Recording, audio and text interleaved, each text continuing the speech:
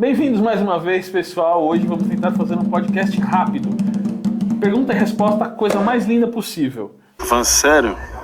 Meu nome é Will, eu tô aqui para fazer as perguntas. Meu nome é Bruno, estou aqui para responder bem rápido. Ai, caraca. Primeira pergunta. Vai. Uma determinada falange de entidades necessariamente precisa trabalhar com um orixá específico ou isso pode variar? Não tem essa lenga aí não. Não tem essa não. A entidade pode trabalhar onde ela achar que deve na egrégora que ela se encaixar. Não tem essa. Então quer dizer que para mim, quer dizer que aquele mito de que o senhor Tranca-Ruas trabalha só com Ogum é fake. Não, ele vai trabalhar com o que ele precisar. Como todo elemento vivo na natureza, vai tirar uma egrégora de cada orixá. Pronto. Maravilha. Vamos lá. Ó, eu já vi Marabô trabalhando com Oxóssi, já vi Marabô trabalhando com Xangô. Eu sempre ouvi que Marabô era de Xangô. E aí eu chego na casa no nosso Ilê e Marabô é Oxóssi escrito. Aí você vai atrás onde é Baragabô, Yorubá, nada a ver Nada a ver com enfim, nada. próximo. Ok, a gente chega nesse assunto um vai dia. Vamos lá. Essa é muito maravilhosa. Entidades leem pensamento? Claro que não.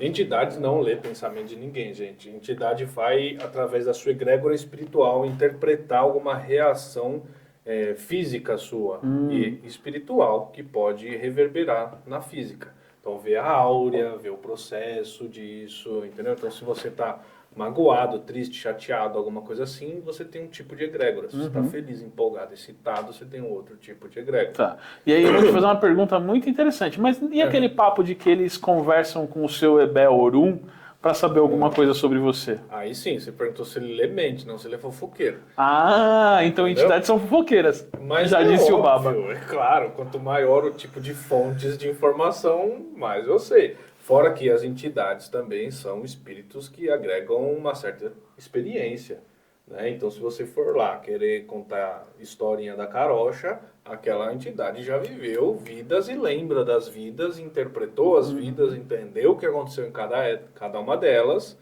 entendeu? E já mentiu também como você está mentindo lá. Então, ela vai pegar na hora lá. A entidade não é besta. Maravilha. Próxima perguntinha. Próximo. Passei em uma consulta em 2 lugares diferentes. Ou seja, fui no terreiro do Bruno e fui no terreiro do Will. Certo. Nesses terreiros, tinham entidades com o mesmo nome. Isso é possível? Tratava-se do mesmo espírito? Não, é a mesma falange e não o mesmo espírito. É como se for na minha casa conversar com o Bruno Botter e a Karina Botter. Nós somos irmãos, não somos o mesmo CPF. Fazemos parte da mesma família, mas nós não somos a mesma pessoa. É a mesma coisa dentro de um terreiro. E aí, nesse caso, por exemplo, eu conversei com o senhor Tranca-Ruas das 7 Encruzilhadas num terreiro e conversei com o mesmo na mesma falange, o senhor Tranca-Ruas das 7 Encruzilhadas. No outro terreiro, eles são entidades diferentes e o que eu falei para um, não necessariamente o outro sabe. Não, o outro não sabe. Não Pode ter sabe, certeza ponto. que não sabe. É a mesma coisa você ter ido na sala e conversado comigo e na cozinha conversado com a minha irmã. A gente por telepatia se comunica, só porque a gente é da Sei mesma lá, família. se são gêmeos. Às vezes pode ser que sim, né? Mas não funciona Não, assim. mentira. Esse negócio de gêmeos isso também. aí é mito. Se você Mito, pisar, carimba. se você pisar no dedão de um, o outro vai sentir. Mentira também. Nunca vi isso acontecer. Mas eu queria testar. Tem algum gêmeo aí? Próxima pergunta. Próxima pergunta. As minhas entidades, elas não são suas, já começa errado. As minhas entidades vão me castigar se algum dia eu decidir não seguir mais a Umbanda? Você pode ser castigado por achar que elas são suas. Aí já é a melhor resposta. Né? A entidade não é sua, você não compra na Shopee, não tem no Mercado Livre. Inclusive, publicidade para nós estamos aceitando. Dá uma grana para nós. Pix. Enfim, você não vai ser castigado, mesmo porque você não nasceu dentro da Umbanda. Né? Quando você saiu da barriga da tua mãe, você não era da Umbanda. Então passou um tempo até você ingressar na Umbanda. Então por que da barriga da tua mãe até você ingressar na Umbanda, ele não fez nada com você? Aí você entrou na Umbanda e saiu e agora ele vai ficar bravo? Sua entidade não conhece você a partir do momento que você entra dentro do terreiro. Os espíritos que te acompanham desde o momento do seu nascimento. Então não tem nada a ver com isso. Nem entidade, nem orixá. Orixá não tem nenhuma egrégora negativa que fala assim, eu estou negativado no orixá tal, porque fulano orixá quer que eu tenho que fazer isso e não. Não existe se não, é uma divindade. Você sempre vai ser um aprimoramento, um equilíbrio, uma luz divina. Aquilo lá não vai te fazer mal nunca. É você que se faz o mal por não estar equilibrado em certas egrégoras. Muito lindo. Cabe um comentário. Baba King disse que orixás, na realidade, são forças da natureza. Muito interessante ter esse pensamento também. É isso aí, porque a gente faz a personificação divina, né? A gente pega uma força de Deus, uma energia divina e coloca ela, transfere ela para uma pessoa, né? A antropologia da parada. Também tá errado. Enfim. Vamos lá, próxima pergunta. Meu ver, né? Sempre tenho intuições sobre entregas que preciso fazer. Velas, banhos. Motoboy. E aí? O que eu faço?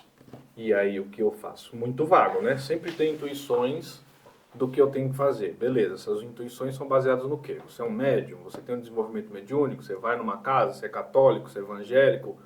Que intuição, que religião que você cultua, qual é o seu preparo espiritual para isso? Ah, não tenho religião, não tenho nada. Então não siga nada, ou siga tudo e vê onde que dá.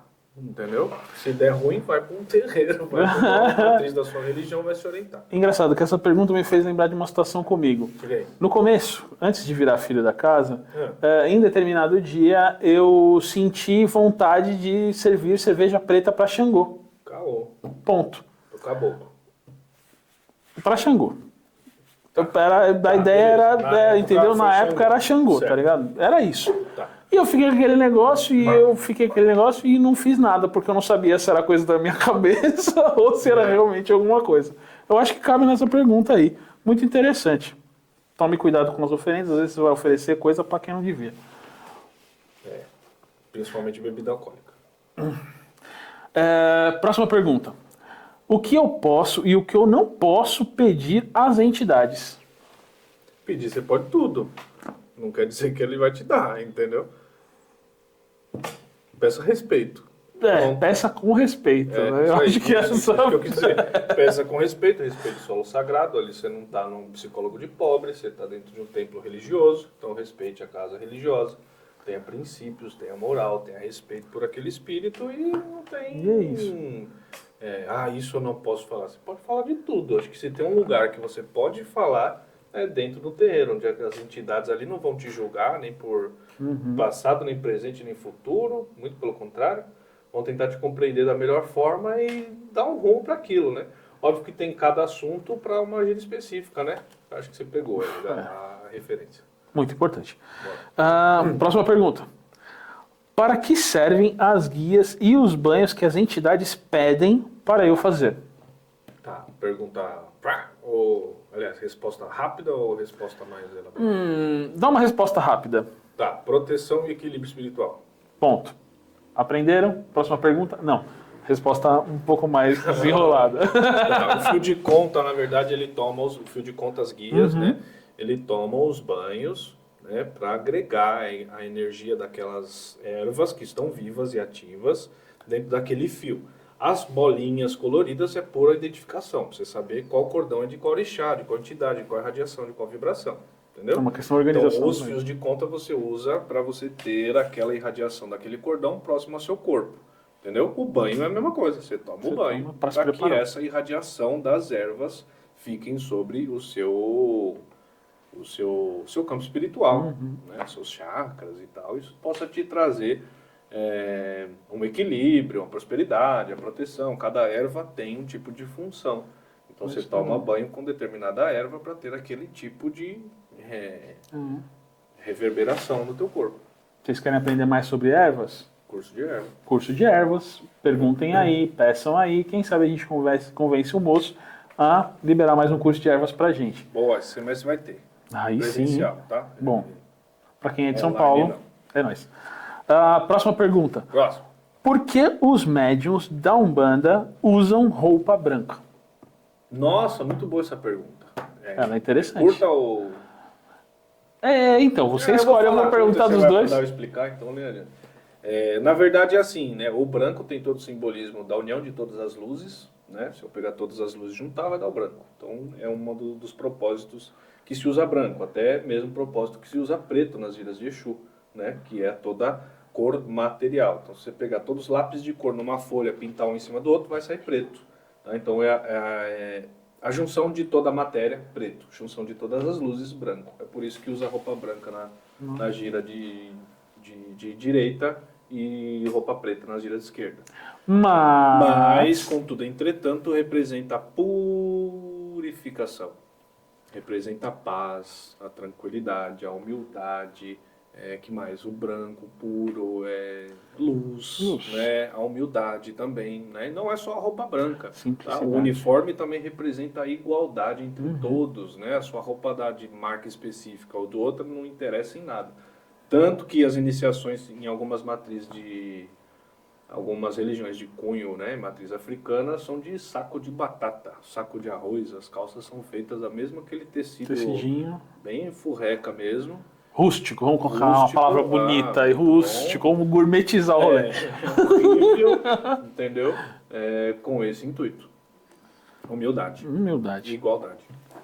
Já falamos sobre isso, mas é importante a gente repetir, porque talvez tenha ficado alguma dúvida. O que é bater cabeça? É você dar uma cabeçada em alguma coisa? Quando você não vê que alguma coisa está à sua altura. Não.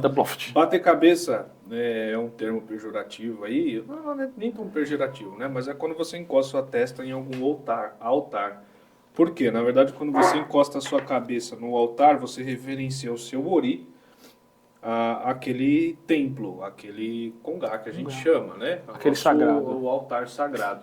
Então, quando você bate cabeça, você encosta a sua testa no altar, você referencia a sua cabeça, né? Seu ori, que é sua centelha divina, colocando você também à disposição total da espiritualidade para aquele momento, para aquele trabalho, pela gira. É certo dizer, então, que naquele momento você está abrindo o seu ori para o trabalho? Deixando o seu ori até disponível, isso, você disponível está disponibilizando o seu ori para momentos espirituais e não mais para momentos profanos. Ainda bem que os guias não leem pensamentos. Pronto, estou chegando aí. O diretor se matando de rir. Por quê? É necessário entrar descalço no terreiro. A gente coloca de uma forma no congá, dentro do congá.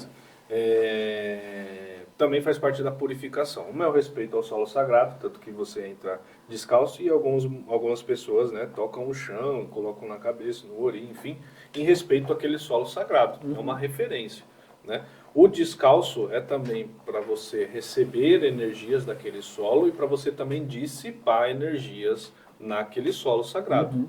Eu ia falar mais alguma coisa, mas esqueci. Então, a purificação, o respeito. E também para você não trazer sujeira de fora para dentro de uma terra sagrada. Né? O respeito, né? É o seu respeito, William. Essa é uma pergunta complicada de fazer por conta da resposta e de quem vai estar ouvindo a resposta. Mas mesmo assim eu vou fazer e a gente, se for o caso, tira na edição. Mentira, não vai tirar. A pergunta. O que eu contar para a entidade durante a minha sessão ali, durante a minha conversa, o médium que está ali vai ouvir, vai saber? Ou seja, os meus segredos mais obscuros, aqueles que nem a própria entidade consegue ler os meus pensamentos, o médium vai saber? Você quer a verdade? Não sei. Vamos dizer que o guia espiritual vai fazer esse filtro para entender o que o médium precisa saber que possa agregar conhecimento ao médium. Então, se aquela conversa for importante o suficiente para que o médium também aprenda com aquela condução da conversa, sim, ele vai saber, sim. Mas se isso não for edificante, não. Muito provavelmente, não. Por isso que, para você fazer um trabalho mediúnico, há uma escola não só de incorporação, mas de caráter, de ética, né, de bons costumes, de segredo ao sagrado, enfim, é uma longa Para o guia trabalhar com você, ele tem que ter também confiança na ferramenta que ele está usando, que é o médium. Exatamente. Se ele não tiver confiança, não adianta, que você não vai incorporar. Você vai ficar mistificando lá. Alguém vai perceber e você vai passar para a Pois é. Principalmente se tiver muita vaidade. Vamos lá. Tenho vergonha de falar sobre algumas coisas na frente do Cambono. O que posso fazer? O senhor me dá licença, por favor? Simples. Assim, Próxima direto. pergunta. E se o Cambono estiver ouvindo, talvez ele não esteja Não, mas fazendo é pro também. Cambone mesmo. Olha, eu vou falar sobre um então. assunto muito particular que eu me sinto envergonhado. O senhor pode me dar licença, por favor? Qualquer coisa eu peço pra... Te chamo, te dou um toque. Muito obrigado. É que uma das primeiras coisas que eu aprendi quando eu estava lá com o Cambono é, amigo, você tá para auxiliar a entidade, não para ouvir conversa.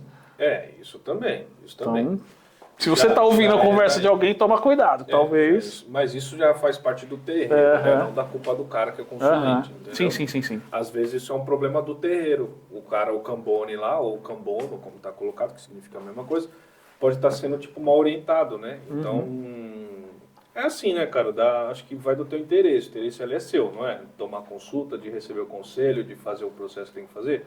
Então, sinto muito, peço educadamente, não fale com respeito com o Cambone. E acabou. Digam, dá uns 5 minutinhos, que eu vou contar que matei minha esposa e aí vai que você me denuncia, sei lá. Fui numa festa e eu não posso que ninguém além dele que não pode me processar, eu escute. Pois é. Então, peça licença com educação e já é. Agora, essa é uma pergunta muito bacana, que foi uma das coisas que quando eu entendi, me deixou ainda mais apaixonado pela Umbanda. Por que são utilizadas bebidas alcoólicas, cigarros, charutos e outros elementos dentro dos trabalhos de Umbanda? Que é a mais rápida ou... Você sabe que eu vou fazer as duas perguntas, então não adianta. Putz, tem milhões de respostas aí, embasamentos, fundamentos, né? A gente fica esses 15 minutos que a gente falou aqui só nessa pergunta aí, cara. Primeiro, antes de tudo, sem falar nenhuma baboseira, cigarro. Se o médium for fumante, o corpo dele vai precisar de cigarro. Uma hora ou outra, a nicotina vai bater, ele vai precisar dessa parte química mesmo. Então não tem nada espiritual? Não, tem muito espiritual. Muito mais espiritual do que carnal. Mas dizer que não há carnal, dá uma segurada aí, jovem. Porque tem sim. Se o cara é fumante, vai chegar uma hora que o cara vai sentir a necessidade de fumar um cigarro. Beleza? Não estou falando que a entidade fuma só por conta disso, mas tem uma grande porcentagem aí. Beleza? Então essa é a primeira coisa que a gente já fala aí. Eu já escutei a entidade falando, na gira após gira, né? É exatamente isso. O cigarro ele é utilizado para poder acalmar o médium, não é por trabalho. Exatamente. A entidade isso falando isso. Pode acontecer. Pode acontecer sim. Óbvio que, da mesma forma, vou falando sobre outro embasamento. Como, por exemplo, defumação, queima de ervas, né, e o processo da fumaça. Cigarro, a mesma coisa. Beleza? Campo etílico, álcool, mesma coisa. Às vezes, o ludibriar mental do ori faz com que aquela entidade possa ter acessos e liberdade para trabalhar de uma forma melhor.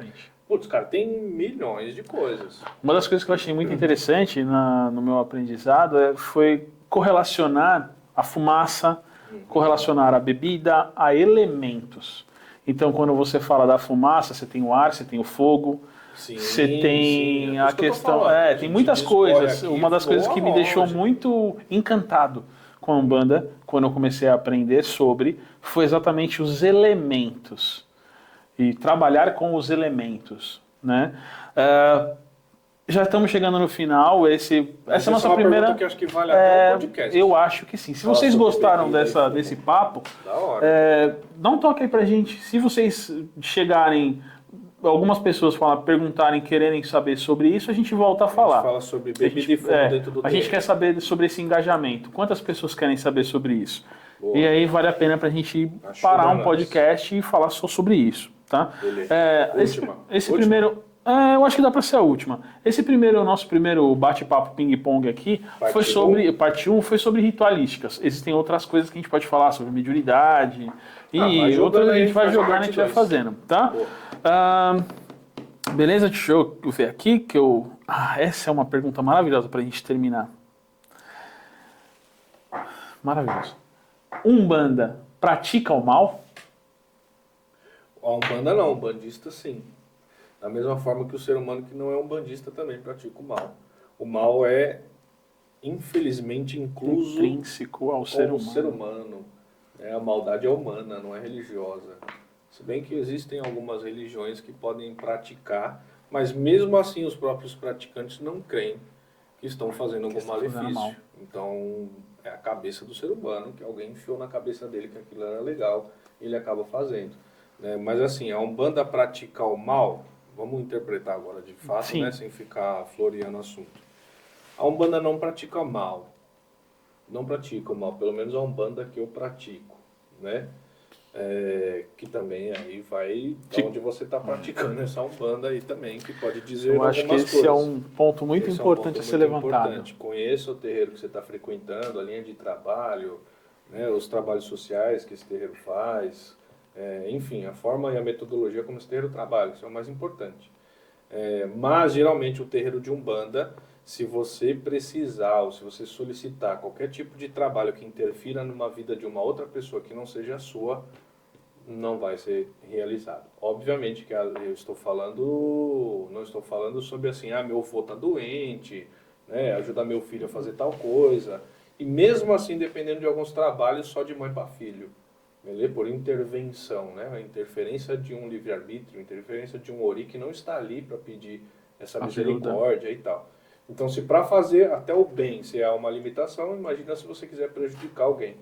Eu acredito que no mínimo o que vai acontecer é você tomar um belo de um esporro, né, meio desconcertante ali, que você vai, no mínimo, se arrepender de ter pedido algum malefício para alguma outra pessoa.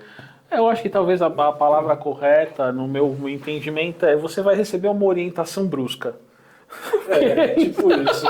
Você vai receber uma orientação bruta. E aí vai de você entender o que você que estava talvez com o pensamento errado e não ela que não quer te ajudar. Existem algumas outras matrizes religiosas e espirituais que trabalham com uma outra concepção do bem e do mal. Aí é uma coisa bacana. Porque a gente tem uma imposição, principalmente católica cristã, sobre o bem e o mal, cristão e tudo mais. Então, o nosso entendimento do que é bem e mal, o nosso entendimento ocidental. Isso. Do que é bem e mal. Se a gente for levar em questão as matrizes africanas, ou então até mesmo religiões orientais, a forma de enxergar o que é bem e o que é mal também tem uma diferença. O que é correto, o que é errado. Exato. E aí eu acabo deixando até para vocês um pontinho, caso vocês queiram ouvir mais uma outra visão dessa conversa. A gente já falou sobre isso no trabalho de encruzilhada. Naquele Chuta Que é Macumba, no episódio Chuta Que é Macumba, que a gente conversa sobre sacrifícios, sobre pedir aqueles trabalhos que o pessoal vende na rua de traga o seu amor em 3 dias. A gente conversa um pouquinho sobre isso. Verdade. Então, se vocês quiserem ouvir uma outra vertente dessa conversa, que também fala muito do que a gente mais discorre um pouco melhor, procurem esse episódio. É um episódio bastante interessante. Fala sobre várias coisas que me trazem bastante orgulho de ter conversado. É isso aí. Então, esse episódio foi um episódio um pouquinho mais curto. A nossa intenção realmente era essa. Bate-papos de perguntas. Um bate-papo bem rápidos. E que a gente falou de uma forma até um pouco mais livre, deu um pouco mais de risada do que é o normal, né? Essa era a intenção. Se vocês quiserem fazer outras perguntas, desse tipo de pergunta bate-pronto, que a gente vai responder, coloque aí nos comentários, mande pra gente através do terreiro, se você frequenta o Ubuntu às sextas-feiras. A gente tá pensando aqui em colocar uma caixinha de perguntas lá para os filhos e para os consulentes. Mas se você não é filho ou consulente, não frequenta a nossa casa, o nosso ILE, coloca aí as suas perguntas nos comentários, a gente vai ler, vamos anotar e vamos deixar para um próximo episódio. Eu espero que tenha bastante pergunta para a gente fazer um episódio desse o mais breve possível. Bora. Procurem o nosso Instagram, procurem o Instagram da ONG, procurem o Instagram da Midas Play. Se você precisa de uma ajuda de publicidade, de mídia social e tudo mais, conversa com eles vão dar um jeitinho de ajudar vocês da forma como eles ajudam a gente também. É isso aí, é nóis. Não tem muito o que falar. Até a próxima. Já falamos tudo que tinha para falar. Esse era um vídeo bem rápido, que não ficou muito rápido. Ficou sim, tá 20 minutos, mano. 25 minutos. Tá bom. Enfim, até a próxima. Obrigado, galera. Até o próximo Perguntas e Respostas Ping-Pong. Sei lá como é que vai ficar esse título. Parte 1. Falou! Tchau! Vamos abrir um quadro, né? Vai ser o Perguntas para o Baba. Perguntas frequentes de Umbanda para o primeiro episódio. Parte 1. Parte 1, tá bom. Já Parte entendi. 2. Dois. E aí...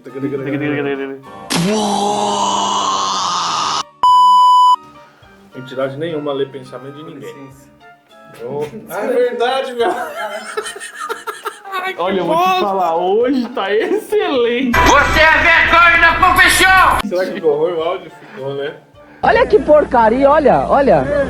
Isso é uma porcaria. Você tá ligado que ele vai colocar isso no final, né? O quê? Em preto e branco, erros de gravação. Acertou, miserável. Então volta. Então vamos lá, desde o começo. Não.